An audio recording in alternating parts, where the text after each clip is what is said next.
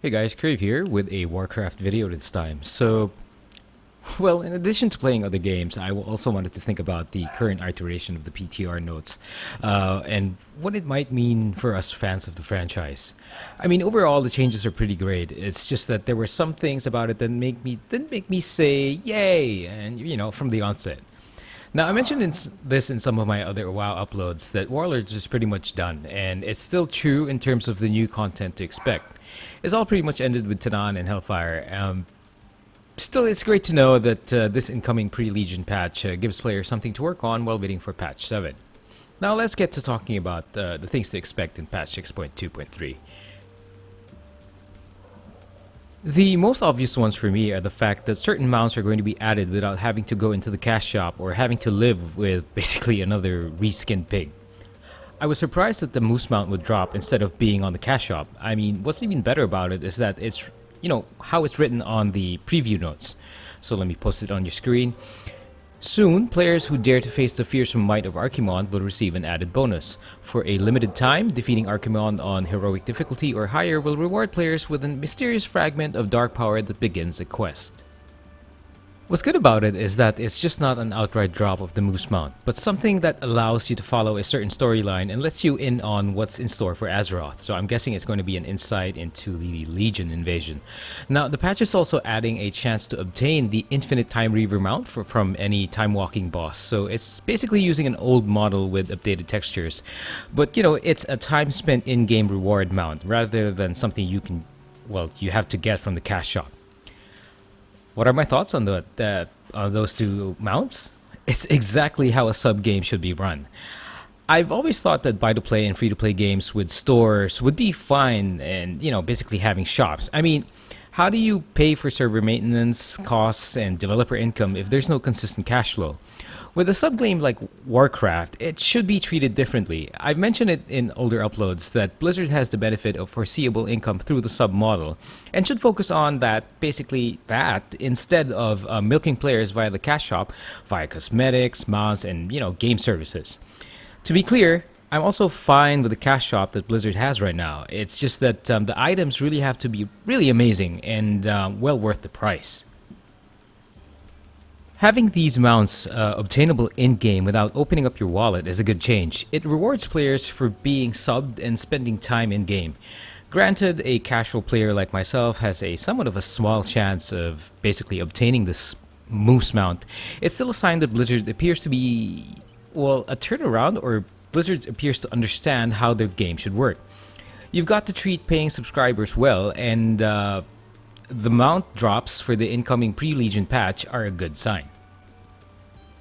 In addition to the mounts, Blizzard will also be adding new time-walking dungeons into the fold, so let me just post it up on your screen right now. And with all the recent arguments of how WoW maybe shouldn't be a raid-centric game, this is positive news. I never understood why all the older dungeons were never added into time walking or into this time walking concept, but this is definitely a good change. Old dungeons should be useful, and adding more will give players, even at max level, to experience these content again without, basically just steamrolling through or treating them like, the normal farming runs on a weekly basis. One more thing about the patch notes is that they're adding back Valor into the mechanics of the game. So those who played Mists will recall that it worked in part to upgrade your gear at small increments, and this is a decent change because it allows two things. It made current content somewhat useful, dungeons, and it allowed gear progression. Now, Valor can be obtained through certain, as they say in the patch notes, weekly events, or through your first run of LFR, and through your first heroic dungeon run of each day. Again, this gives you something to do and upgrades your gear further. If you think about it, it sort of ties into being able to complete Hellfire at higher difficulty levels, which means having a better chance at obtaining the Moose Mount. Tied into this is the chance to obtain item level 725 drops and obtain an heirloom trinket which scales to level 110. So that's really going to be useful for patch 7. These are really good things to hear. Oh, and yeah, also towards the end of the patch notes, you see there a mention of Season 3 for Arena will be starting soon, but yeah, there wasn't a whole lot that they mentioned there, so I don't know what details are there. But yeah, I did mention at the first part of this video that I wasn't 100% excited, so let me explain that.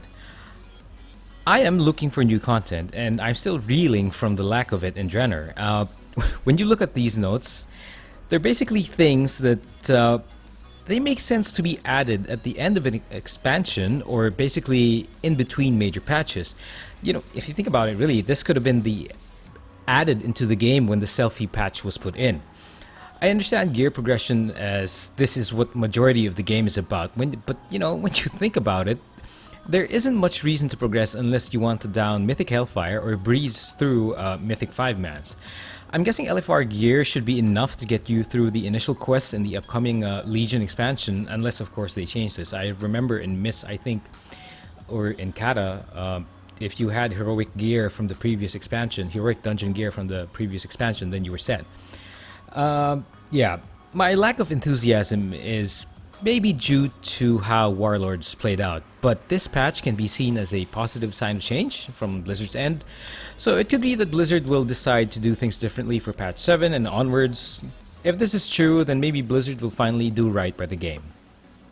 As I always say, let's just hope for that. Anyway, thanks for watching guys, talk to you soon.